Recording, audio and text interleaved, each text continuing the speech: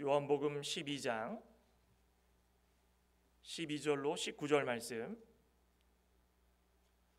종료주의를 맞이해서 뜻을 잘 생각해 보시며 한 목소리로 함께 읽도록 하겠습니다. 화면에도 비춰지고 있으니까 참고해 주시고, 12절부터 19절입니다. 그 이튿날에는 명절에 온 큰 무리가 예수께서 예루살렘으로 오신다는 것을 듣고 종려나무 가지를 가지고 맞으러 나가 외치되 호산나 찬송하리로다. 주의 이름으로 오시는 이 곧 이스라엘의 왕이시여 하더라. 예수는 한 어린 나귀를 보고 타시니 이는 기록된 바 시온 딸아 두려워하지 말라. 보라 너의 왕이 나귀 새끼를 타고 오신다 함과 같더라.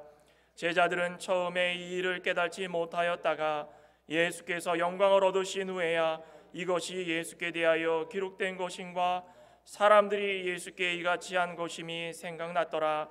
나사로를 무덤에서 불러내어 죽은 자 가운데서 살리실 때에 함께 있던 무리가 증언한지라. 이에 무리가 예수를 맞음은 이 표적 행하심을 들었음이로라.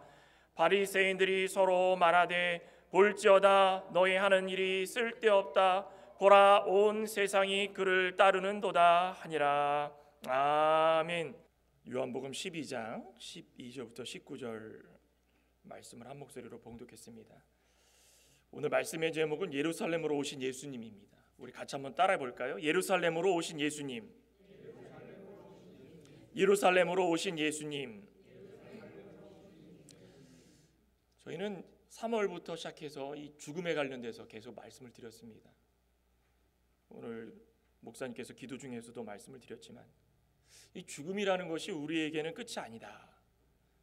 첫사람 아담의 하나님과의 행위 언약을 어긴 그 죄, 하나님과 행위 언약을 깨뜨리고 그 결과로 죄와 비참한 그 지위, 그것으로 말미암아서 영원히 멸망받을 수밖에 없다.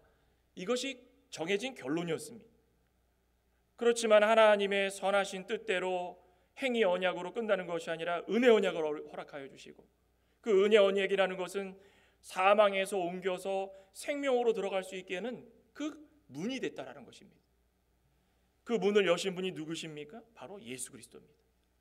값없이 세상에 오셔서 하나님의 예정하신 뜻대로 모든 높고 높은 보좌를 다 내려놓으시고 사망 권세를 이기신 이후에 승리하시고 우리를 위해서 부활하시는 놀라운 역사를 예수 그리스도께서 우리를 위해서 행해 주셨다. 이것을 믿는 것이 은혜 언약이었다는 것입니다. 그 예수님은 대속제물로 우리를 위해서 죽으신 것입니다. 죽으심으로 말미암아 믿는 모든 자들에게 구원을 얻게 해주신다. 그 예수님이 이 천한 이 세상 가운데 내려오셔서 처녀 마리아의 몸을 입으시고 성령으로 잉태하시고 또 베들레헴의 한 구유에서 탄생하신 것으로 끝난 것이 아니라 그 이후에 몸과 마음이 자라면서 누가복음 3장에 보시면은 30세에 본격적으로 사역을 시작을 하십니다. 사역을 시작해서 3년 반 동안에 복음을 전하시는데 갈릴리 중심으로 전 지역을 돌아다니시면서 가난한 자, 병든 자, 소외된 자 모든 자들에게 치유를 행하시고 하나님의 역사를 행하시고 제일 중심의 복음, 구원의 기쁜 소식을 전하시면서 끝까지 하나님의 뜻을 이루어 주셨습니다. 오늘 본문이 바로 이 사역의 절정입니다. 그리고 나서 이제는 십자가의 순환을 위해서 그 끝자락에 딱 서셨는데 예루살렘으로 입성하시기 위해서 나머지 일주일을 그 예루살렘 그 지역에서 지내시면서 제자들과 함께 또 나머지 모든 자신을 쫓는 자들에게 내가 어떻게 이 세상에 왔는지를 말씀해 주시면서 만찬을 나누시고 또 그들 가운데에 배신할 자, 또 어떻게 예수님께서 잡혀가시고 십자가에 달려 죽으실지 다 말씀을 해주시는 것입니다.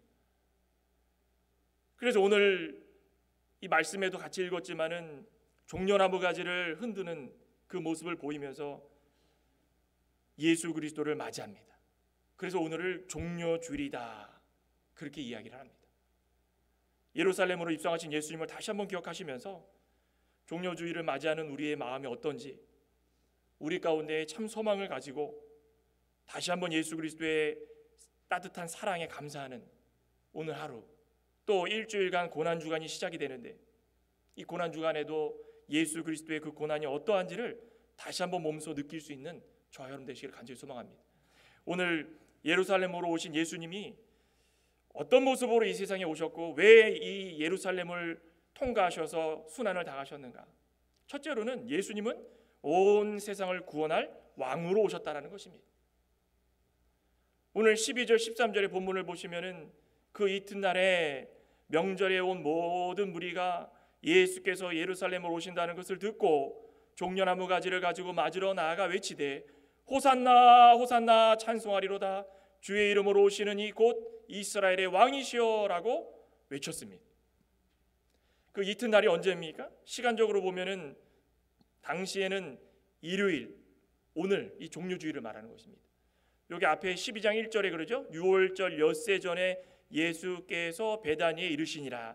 유월절 엿새 전이라는 것은 계산을 해보면은 1월 14일 금요일 안식일 전, 그러니 이튿날이니까 안식일을 지내시고 또 그 이후의 날을 이튿날은 주일입니다.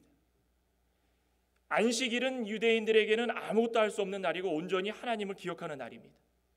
그러니 예수님께서 안식일을 보내시기 위해서 엿새 전에 유월절을 맞이하고 유월절을 엿새 전에 오셔서 보내시기 위해서 그곳에 베다니에 오시고 또 유월절 이후에 안식일을 보내신 이후고 또 그 다음 날이 바로 일요일, 그날에 예루살렘으로 오셨다라는 것입니다. 유월절이 어떤 날입니까? 이스라엘 백성들에게는 굉장히 중요한 날입니다. 애굽에서 고통당하다가 애굽의 바로 왕에게 모든 것을 뺏기고 2살 이하의 모든 남자애들 다 죽임을 당하고 별 볼 일 없이 그저 그렇게 살아갈 수밖에 없는 고통의 나날이었는데 유월절을 통하여서 해방의 날로 변화가 되었다는 것입니다.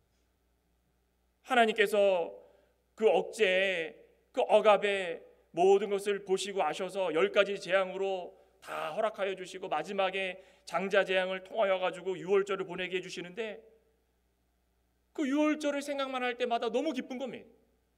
어린 양의 피를 문 설주와 임방에 바르면 넘어간다.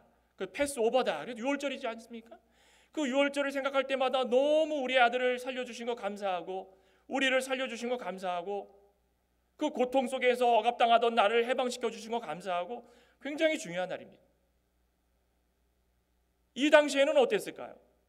그 유월절을 보내는 그 유대인들의 모습은 당시에는 로마의 압제가 너무 심했습니다. 로마의 억압 속에서 고통당하고 있었을 때이기 때문에 유월절 과거에 자신들의 조상들이 출애굽을 할 때 당시를 기억하면서 더없이 간절했을 겁니다. 어떻게 하면 로마의 손에서 벗어날 수 있을까? 어떻게 하면 다윗과 솔로몬의 그 영광을 다시 한번 되찾을 수 있을까?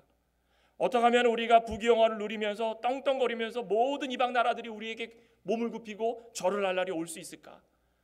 그 선지자의 예언에 따라 가지고 한 왕을 보내주신다고 그랬는데 그 왕이 우리에게는 빨리 왔으면 좋겠는데 어떤 왕으로 오실까? 우리 말씀 한번 찾아볼까요? 이사야 9장 이사야 선지자가 예언하기를 9장 6절에 한 아기가 우리에게 낳고 한 아들을 우리에게 주신 바 되었는데 누구입니까? 예수 그리스도 하나님의 독생자 그의 어깨에는 정사를 메었고 그의 이름은 기묘라 모사라 전능하신 하나님이라 영존하시는 아버지라 평강의 왕이라 할 것임이라. 우리의 이 땅에 오시는 그 예수 그리스도는 우리를 지켜주시고 위로해 주시고 중보자가 되어주시고 또 전능하시고 모든 것을 하나님과 합력하여 가지고 평강을 이루도록 해주시는 그 참 하나님이시라는 것입니다. 미가서 한번 볼까요? 미가서 요나 다음에 미가죠? 소선지서에 보면 미가서 5장 2절 미가 선지자도 말씀을 전하고 있는데 미가 구약 1295쪽 5장 2절입니다. 베들레헴 에브라다야 너는 유다 족속 중에 작을지라도 이스라엘을 다스릴 자가 내게로 나올 것이라. 그의 근본은 상고의 영원에 있느니라. 영원 전부터 계셔서 말씀이 육신이 되어 이 땅에 오실 예수 그리스도를 미가 선지자도 선포했다는 예언했다는 것입니다. 작은 곳 베들레헴이라는 아무짝에 쓸모없는 것으로 사람들에게 취급받았던 곳에서 이스라엘을 다스릴 자가 탄생한다. 그 누가 믿었겠습니까? 신약에 와가지고 빌립 집사가 나다나엘에게 말씀을 전합니다. 예수님이 오셨습니다. 구원자가 오셨습니다. 어디 출신입니까? 유대 땅입니다. 그 땅에서 뭐 나올 수 있겠습니까? 나다나엘도 메시아를 기다리고 있었지만 그것을 믿질 않았습니다. 선지자가 선포한 말씀들을 다 믿었지만 믿지를 않았습니다. 무엇을 믿지 않은 것입니까? 영적으로 진정한 우리의 왕이 누구신지를 믿지 않았다는 것입니다. 그 당시에 지금 예수님께서 이튿날의 명절에 온 큰 무리, 유월절을 지내고 그 자리에 남아있던 큰 무리들이 함께 예수 그리스도가 예루살렘으로 오신다라는 것을 듣고 다 모여들기 시작했습니다. 그 역사학자 요세푸스의 자료에 따르면은 그 당시에 있었던 사람들이 한 270만 명 정도 된답니다. 이건 그냥 수치겠죠, 수치. 정확한 인원이 아닙니다. 요즘에도 뭐 집회하면은 뭐 주최 측 측산, 그 다음에 뭐 경찰 뭐 추산 해가지고 얼마 이렇게 나오지 않습니까? 그러니까 정확한 인원은 아닙니다. 대신 어마어마한 인원들이 모였다라는 것입니다. 다 퍼져나가가지고 지방 곳곳에 흩어져 있던 유대인들이 그 유월절을 지키기 위해서 우리 조상들이 해방된 날이 너무 기뻐가지고 다 모여들기 시작했는데 그날에 예수 그리스도가 예루살렘에 오셨다. 그런데 소문을 듣지 않니 그분이 우리의 왕이시다. 다 모여들기 시작한 겁니다. 모여들어가지고 무엇을 했습니까? 종려나무 가지를 들고 외칩니다. 호산나 호산나 찬송합니다. 호산나.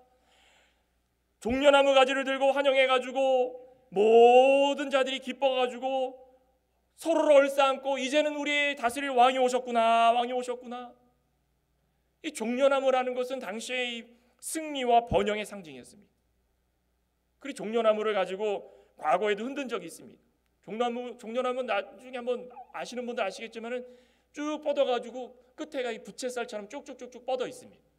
그 열매는 뭐 대추 열매 비슷하다고 그러는데 그 모양 그대로 모든 고통 다 던져버리고 번영, 영광스러운 모습으로 살게 될 것이다. 그 종려나무를 흔듭니다. 언제 또 흔들었냐면 예수님이 오시기 한 전 2세기 BC 2세기 무렵에 그러니까 신구약 한 중간 정도 됩니다. 성경에는 나와 있지 않은 그 시기인데 우리는 이걸 신구약 중간기라고 합니다. 그때 보면은 시리아의 못된 왕 안티오쿠스라는 그 왕이 와가지고 예루살렘은 성전에 회파를 하고 돼지의 피를 뿌리는 그런 엄청난 일이 있었습니다. 그 당시에도 이 이스라엘 백성들이 과거의 선지자들이 외쳤던 그 오실 왕 그분만을 항상 기억하면서 우리가 이 고통 속에 살아가지만 이것은 한때일 것이다. 이거 우리는 끝까지 믿고 살자라고 할 당시에 유다의 마카비라는 사람이 모든 자들과 함께 성전을 정화하고 그 시리아의 군사들을 쫓아내서 승리하는 일이 있었습니다. 그때의 승전고를 알리고 금이 환영하는 모든 군인들의 앞에 사람들이 줄을 서가지고 종려나무 가지를 막 흔듭니다. 이제는 승리했구나. 호산나 호산나. 사람들이 들은 거는 너무나도 많습니다. 이제는 우리 구원할 왕이 오시겠다. 그 왕이 우리를 위해서 모든 것을 해주실 것이다. 그것을 기념하기 위해서 언제나 찬양하고 그런 준비가 돼 있었다는 것입니다. 그런데 그 이후에도 예수님이 오셨습니까? 아직입니다. 그런데 오늘 이 순간에 예수님이 모든 인파 사이의 환희를 그 과거에 있었던 것 또 선지자들이 전파했던 말씀들 그 환희를 느끼는 겁니다. 됐구나. 그러면서 그 로마의 억압에서 벗어날 날이구나. 호산나 호산나. 호산나의 뜻이 무엇입니까? 구원하다. 구원. 나를 구원하소서 나를 구원하소서라는 뜻입니다. 그들이 그렇게 찬양을 합니다. 우리의 나라를 회복시켜 주실 분이십니다. 우리를 구원하소서 구원하소서. 그런데 그들의 찬양이 진심이었을까요? 진심이었습니까? 예수님께서 구약의 예언을 성취하기 위해서 속죄양으로 속죄양 대속의 제물로 오신 겁니다. 십자가상에 달려서 피 흘려 죽으시고 그 피를 믿는 자들에게 구원을 주시고자 오신 것입니다. 참 메시아이시고 참 어린 양이시고 참 아들이시고 그런데 이 모인 사람들은 온통 생각에 이 억압에서 벗어나는 일, 우리가 솔로몬 시대의 영광을 되찾는 일, 다윗의 용맹했던 그날, 모든 이방 나라들이 넙죽 엎드렸던 그날을 바라보면서 우리 흩어져 가지고 아직까지도 예루살렘으로 돌아오지 못한 많은 사람들이 있는데, 우리 친인척들 흩어져 있는 사람들이 이제는 예루살렘으로 다 모여가지고 이제는 다 함께 영광을 누리면서 살 날을 바라보면서 흔들기 시작한 겁니다. 호산나 찬송하리로다. 그 속도세는 어떤 뜻이 있습니까? 제발 우리를 구원해 주십시오. 하나님 말씀과 그들의 생각은 달랐다라는 것입니다. 어떻게 알 수 있습니까? 예수님이 십자가상에 달려 돌아가시기 전부터 어떤 일이 벌어집니까? 사람들은 도망가기 시작합니다. 대제사장이 예수님을 끌고 갈 때 제자들도 배신합니다. 십자가상에 달려 고통을 당하실 때 서로 돌을 던지고 침을 뱉고, 너가 유대인의 왕이냐? 누가 먼저라 하듯이 그냥 순서도 그냥 상관없이 자기가 먼저 하려고 가가지고 예수님을 비난하는 자리에 서고, 고통 속에 힘들어하는 예수님을 위로하지 못할 망정, 그렇게 종려나무 가지를 흔들었던 사람들이 다 그 모습 뒤로 한 채 예수님을 배반하고 침을 뱉는 일에 동조했다라는 것입니다. 그 비난하는 자리에 섰다라는 그 이유는 목적이 다르다라는 거 아니겠습니까? 결과적으로 그들이 원했던 것은 자신들의 만족입니다. 예수님께서 이곳에 오시기 전에 어떤 일을 행하셨습니까? 이곳에 오시기 전에 마리아와 마르다의 집에 가셔서 오라비 나사로가 죽은 지 4일 됐는데 예수님께서 나는 부활이고 생명이니 나를 믿는 자는 죽어도 살겠고 무릇 살아서 나를 믿는 자는 영원히 죽지 아니하리라, 그 말씀을 선포하시면서 나사로를 살리십니다. 그 이유가 무엇이었습니까? 그림자입니다. 그림자. 나는 죽음도 이길 수 있는 참 하나님이고, 몇 날 며칠이 죽어서 썩어졌더라도 나는 부활을 통하여 가지고 너희들을 다시 살릴 것이고, 그것을 믿는 자들에게는 똑같은 부활의 영광을 얻게 될 것이다. 그것을 미리 선포하신 것입니다. 그런데 이 사람들은 그 모습을 보고 좋다고 쫓아다닙니다. 야, 나사로를 살리셨어. 나사로를. 이왕이면은 우리 집안의 생사화복을 주장하시는 분이 예수님이셨으면 좋겠어. 우리 희노애락을 주장하시는 분이 예수님이시면 좋겠어. 이왕이면 나라를 회복시켜 주시고 우리의 삶을 윤택하게 해주고 우리의 먹고 사는 문제 해결해 주고 제발 좀 그런 왕이셨으면 좋겠다. 그러면서 나사로 죽은 것을 다 증인 삼아 쫓아다니면서 그걸 선포합니다. 야, 이분 들어봤어. 나사로 죽은 지 4일 됐는데 살리셨어요. 그러니 이분이 오면은 우리 이제 잘 살 거야. 생각하는 게 달랐다라는 것입니다. 예수님은 자신을 희생해서 하나님의 뜻을 이루시기 위해 이 땅에 오신 것입니다. 이스라엘의 참된 왕이라는 것은, 만왕의 왕이라는 것은 어떤 물리적으로 정치적으로 위상이 높아지고 잘 먹고 잘 살고 경제적으로 풍성해져 가지고 서로가 떵떵거리면서 사는 그런 것이 아니라, 오늘을 살아가는 우리도 마찬가지지만 영적으로 변화가 되어서 하나님의 아들이 예수님인 것을 고백하고 입술로 고백한 이후에 그분이 우리를 통치할 수 있는 만왕의 왕이라는 것을 이 말씀을 통하여서 알라는 것입니다. 우리가 무엇을 하든지 무엇을 먹든지 하나님을 영화롭게 하고 찬양하는 모습이 우리의 욕심을 위해서입니까? 종려나무 가지를 흔드는 그 모든 무리들처럼 우리들도 우리의 욕심을 위해서 하나님을 찬양하고 경배하고 흔듭니까? 아니라는 것입니다. 우리가 하나님을 찬양하고 기도하고 하나님 말씀을 들으면서 하나님을 외칠 때마다 더 좋은 삶의 질적인 것을 제공해달라고 요구하는 것이 아니라는 것입니다. 이제 죽어서 영원히 썩어 이제는 부활에 참여하지 못하는, 둘째 부활에 참여해서 영원한 심판을 받을 수밖에 없었던 우리였지만, 하나님께서 우리를 불쌍히 여겨주시고 선택하여 주시고 은혜의 언약을 믿어서 그 은혜의 언약 가운데에 예수 그리스도로 이 땅에 보내주셔서 우리를 구원해 주시는 그 모든 하나님의 뜻, 그것을 믿고 감사함으로 찬양하는 것이 진정한 찬양이고 우리 하나님께서 원하시는 찬양이라는 것입니다. 우리 매주마다 이렇게 앞에 나오셔서 찬양하는 게 쉬운 일이십니까? 왜 찬양하십니까? 아유, 하기 싫은데 시켜서 합니다. 그렇습니까? 하나님께서 우리에게 명령하시는 것은 다른 것이 아닙니다. 만왕의 왕으로 이 땅에 오셔서 모든 것을 피와 땀을 흘리시고 물을 쏟으시고 옆구리에 창을 찔리시고 손에 못자국을 다 확인까지 할 정도로 구멍이 뻥 뚫린 그 고통 속에 모든 것을 다 우리를 위해서 희생해 주셨는데, 그거 생각할 때마다 우리는 그냥 우리의 욕심을 위해서 종려가 나무를 흔듭니까? 오늘 예배를 오는 우리, 예배에 참여하는 우리의 마음이 어떻습니까? 종려나무를 흔드는 모습이 어떻습니까?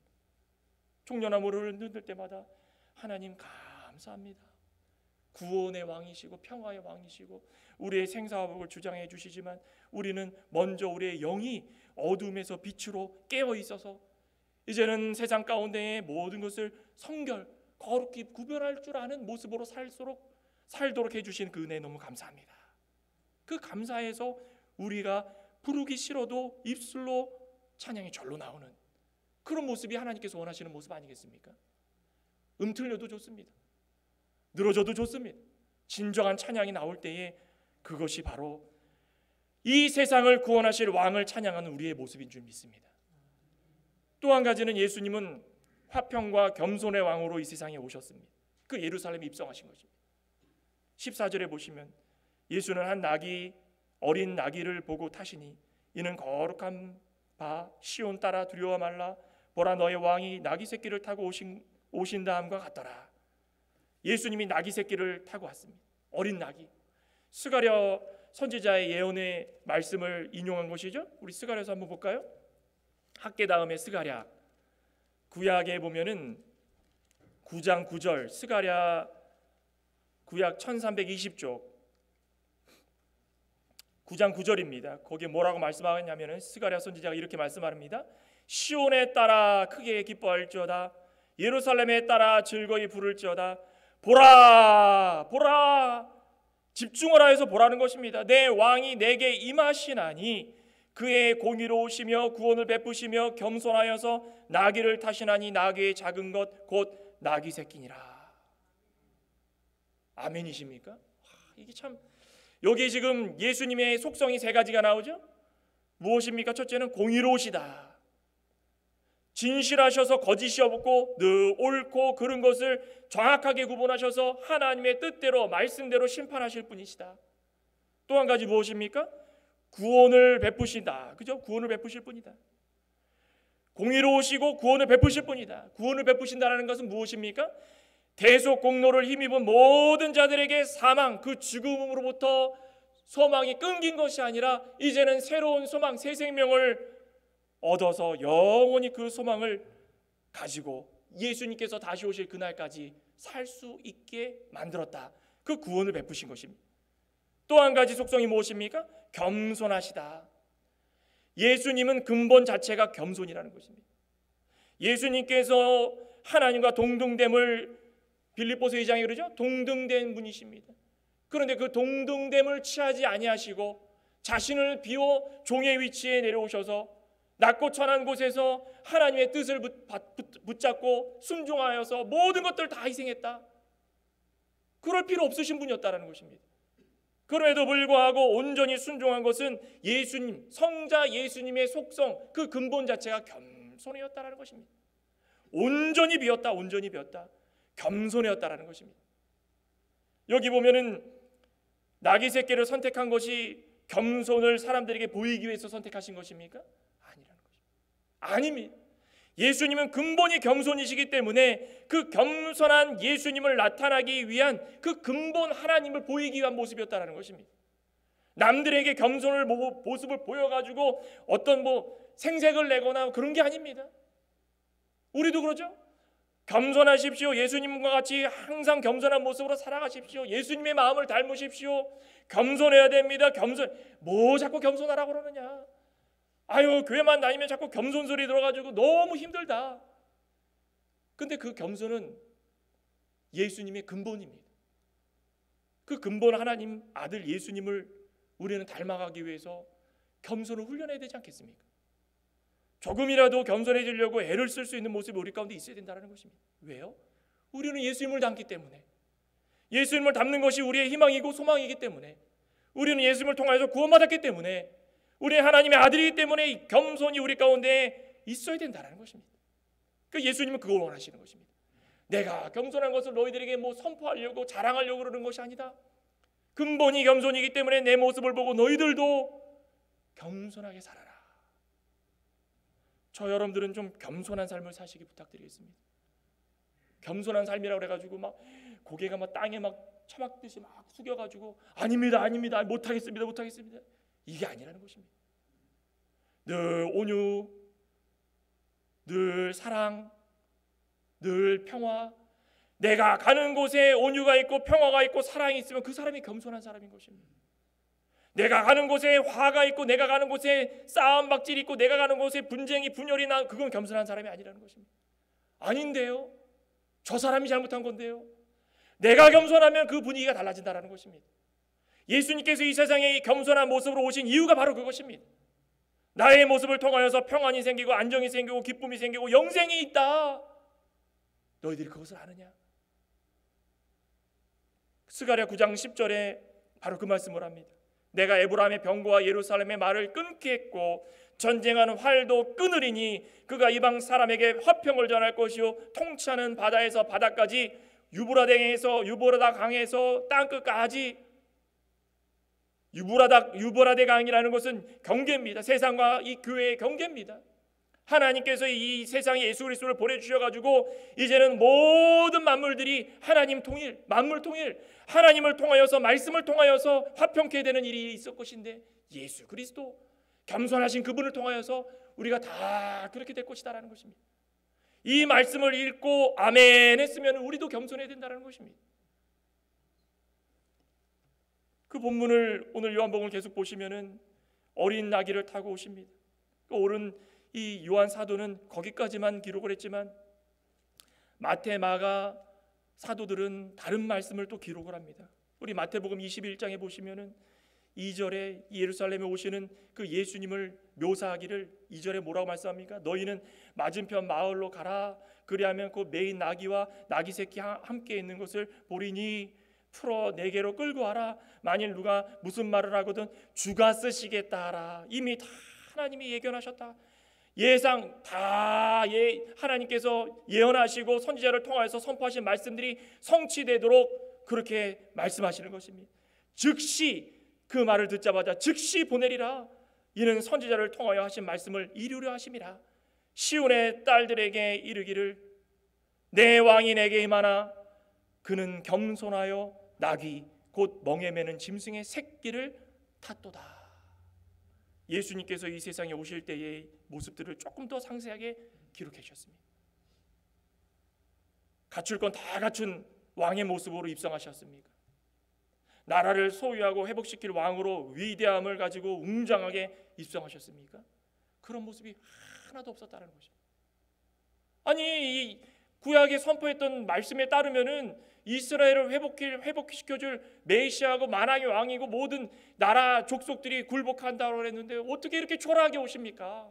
그런데 예수님은 하나님의 뜻을 온유 겸손하게 다 순종하시면서 구원에 성취하시기를 간절히 바라시고 나귀도 어린 나귀 그 새끼를 타시고 그렇게 입성을 하십니다. 나귀는 그 당시에 어떤 이 수단으로 이용했습니까? 짐을 싣는 것, 허드렛이라는 것, 짐을 싣고 그냥 나르는 그런 짐승에 불과했습니다. 평민들이 타는 운송수단에 불과했고 또 왕이나 그 밖에 좀 이 귀족들은 이 노새, 그 뭐 말과 나귀가 이렇게 합쳐져 가지고 됐다는 그 노새 있죠. 그만 이 타고자 하면 노새라도 타야 되지 않겠습니까? 아니 왕으로 오셨는데 어떻게 나귀 중에서도 새끼 나귀입니까? 불만할 수 있습니다. 그런데 나귀의 특성을 봤더니 인내심이 있고 지구력이 강하답니다. 끝까지 참는다랍니다. 무엇을 보여주시기 위해서 나귀 새끼를 타신 것입니까? 첫째는 말씀의 성취, 둘째는 예수님께서 십자가상에 달려 죽기 위해서 이 세상에 오신 그 모습이 어떠한지를 보여주시고 셋째는 십자가상에서 달려 죽으실 때의 모습을 나귀 새끼를 통해서 보여주시는 것입니다. 참는다. 겸손하고 온유하고 참는다. 참되 끝까지 참는다. 하나님의 말씀을 성취하기 위해서 지금 30살의 사역을 시작해서 3년 반 공생기간 동안에 많은 도시들을 돌아다니면서 하나님 말씀을 선포했는데 끝까지 참는다. 이 나귀를 통하여서 우리에게 보여주신다는 것입니다.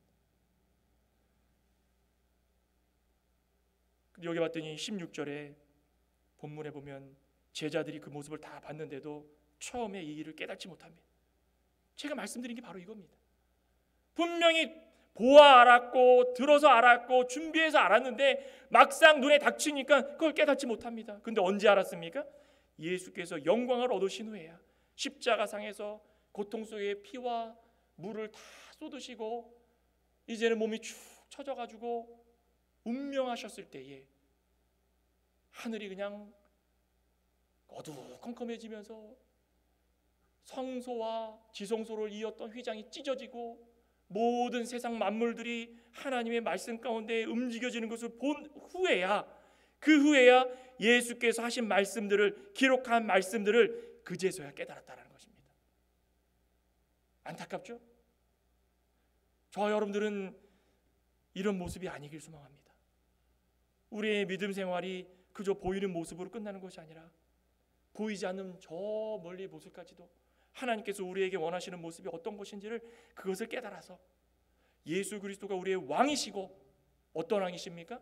겸손하시고 화평을 이루실 왕으로 오셨기 때문에 우리가 일상을 살아가면서 우리도 화평을 주는 사람이 되고 겸손의 아이콘이 되고, 창광교회 누구 집사님, 누구 장로님, 누구 목사, 한 번 만나봤더니 화평하고 온유 겸손하여 가지고 또 만나고 싶고 교제 나누고 싶더라. 예수 그리스도께서 이 세상에 오신 그 목적은 죽으시고 부활하셔서 죽음으로 말미암아 멸망받아야 될 우리를 다 죄 씻으시고 용서해 주신 것이 첫째고, 그 이후에는 그 삶이 어떠해야 되는지를 보여주시기 위해서 오신 것입니다. 나귀처럼 허드렛 일을 하면서 끝까지 참고 견디면서 쓰러져도 일어나고 무거운 짐을 지고 나갈 때마다 십자가상에서 십자가를 지고 골고다 언덕 올라가실 때 쓰러지고 넘어지고 그 무거운 십자가를 올라가시는 예수 그리스도의 모습을 바라보면서 우리도 어떻게 살아가야 되는가? 조금만 힘들고 어렵고 시험에 들 일이 있으면 넘어지지 마시기 바랍니다. 그렇게 하지 마시기 바랍니다. 내가 겸손하고 내가 화평한 사람이고 예수 그리스도의 피 흘리심을 믿는다면 나귀처럼 예수님을 등에 그냥 딱 얹어놓고 터벅터벅 걸어가면서 힘들어도 참고 어려워도 참고, 그게 우리의 아이콘이 되지 않겠습니까? 이 겸손이라는 것이 바로 그런 것입니다. 저도 이 말씀을 읽으면서 참 내가 지금까지 참 이런 모습들이 얼마나 있었는가 한번 생각해 보게 됩니다. 예수님은 바로 이런 분이십니다. 화평과 겸손을 우리에게 주시러 오신 분이십니다. 그리고 이제 17절부터 결론적으로 예수님은 온 세상을 다스릴 왕으로 오셨다. 17절에 보면 나사로를 무덤에서 불러내어 죽은 자 가운데서 살리실 때 함께 있던 무리가 증언하는지라. 그들이 막 이야기를 합니다. 내가 봤다. 죽은 지 분명히 4일 됐다. 그런데 그 나사로가 냄새나는 몸인데도 불구하고 예수 그리스도께서 살려내셨다. 입으로는 증거를 많이 합니다. 이에 무리가 예수를 맞으면 이 표적을 행함이 드러났습니다. 거기까지라는 것입니다. 그냥 표적행하고 이적행하고 역사를 행해가지고 그것이 좋아 보였기 때문에 자신의 입술로 증언합니다. 19절에 뭐라 그랬습니까? 바리새인들이 서로 말하되 볼지어다 너희 하는 일이 쓸데없다. 보라 온 세상이 그를 따르는도다. 바리새인들이 예수 그리스도를 잡아 죽이려고 하고 그를 따라다니는 사람들을 핍박하고, 그런데 봤더니 자신들이 입으로 고백합니다. 그런 거 하지 마라. 온 세상이 다 그를 따르는구나. 하나님께서 원하셨던 것은 바로 이런 것입니다. 잡아 죽일 계획을 세웠던 자들, 예수님을 쫓아다니지만 헛된 꿈을 품었던 자들, 그 수많은 사람들이 진정으로 호산나를 외치되 하나님의 사역을 성취를 바라보면서 예수 그리스도께서 이 세상을 다스리실 것뿐 아니라 진정으로 원하는 건 무엇입니까? 나를 다스리실 것을 원한다는 것입니다. 내 중심에 예수님께서 계시면서 예수님께서 나를 진정으로 다스리실 때마다 내 입술이 선언하지 않아도 저절로 예수님을 찬양하고 예수님의 이 돌아가신 그 십자가상에 달려 죽으신 것이 나를 위해서 죽으신 것을 스스로 찬양할 수 있는 그런 모습으로 살아간다는 것입니다. 온 세상을 다스린다는 뜻이 무엇입니까?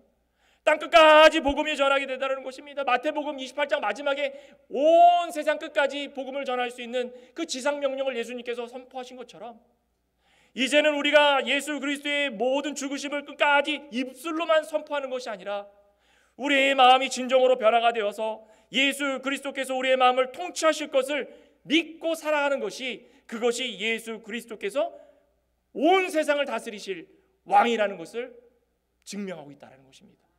저와 여러분들은 예수님께서 마음을 다스려 주시고 이 마음 속에 예수님께서 통치하고 계십니까?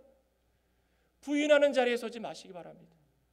예수님을 우리의 구주로 고백하며 저절로 입술로 선포하는 이 바리새인들은 예수님을 부인했지만 하나님의 구원 사역이 이루어질 때 자신도 모르게 입술로 고백을 하는 겁니다. 됐다, 그만해라. 이미 이들 세상에 다 그를 메시아라고 퍼뜨리고 다니는구나. 그렇지만 우리는 진정으로 사망을 이기신 예수 그리스도가 우리의 구주시고 화평과 겸손의 왕이시고 우리를 다스려 주시면서 영원토록 다시 오실 예수 그리스도가 이 땅에 오실 그날까지 우리를 통치하실 그런 왕이시구나. 다시 한번 기억하시면서 이제 고난주간이 시작이 됩니다. 예수님께서 하루하루 계획된 바 마지막 십자가상에 달려 죽기까지 모든 일을 행하시는 그 고난의 주간입니다. 이 주간에 사사로운 일은 좀 금하시고 성경을 읽으시면서 예수님께서 우리를 통하여서 역사하신 것이 어떤 것인가, 내가 입술로만 고백했는데 이번 기간 통하여서 마음으로 고백하고 내가 진정으로 어린 나귀 새끼와 같이 예수님을 등에 업고 끝까지 말씀대로 좇을 수 있는 그런 자였던가, 다시 한번 고백하면서 경건한 시간을 보낼 수 있는 저와 여러분 되시기를 주님의 이름으로 축원합니다. 기도하시겠습니다. 하나님 감사합니다.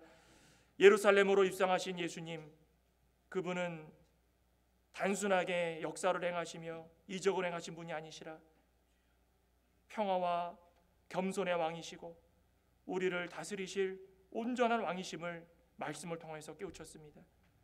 한 주간 동안 고난주간을 보낼 텐데 우리 죽음으로 끝날 수밖에 없었는 우리 인생이 이젠 소망으로 기쁨으로 살아가는 변화된 인생인 것을 다시 한번 고백하고 이 기간 동안에 하나님을 찬양하고 예수 그리스도의 은혜에 감사할 수 있는 우리 모든 하나님의 자녀들 될 수 있도록 하여 주시옵소서. 예수님의 이름으로 기도드리옵나이다. 아멘.